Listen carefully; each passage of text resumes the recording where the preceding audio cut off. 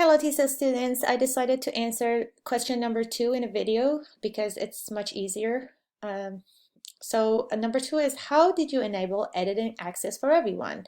I make that mistake all the time and would love to learn the shortcut. So all you need to do is to go to share whatever that you want to share. So I'm going to click on share.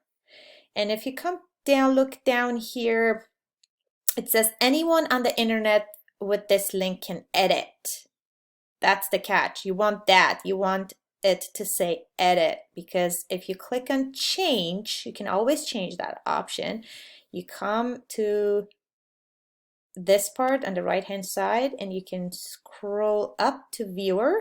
If you click here, they're not going to be able to edit anymore. They can just view. So if they have it but they can't edit it, so they're here you have the viewer checked. So you need to scroll down to editor. Now everybody can edit, and then done. And you can share that link with your students or anybody that you want to edit your document. I hope it helps.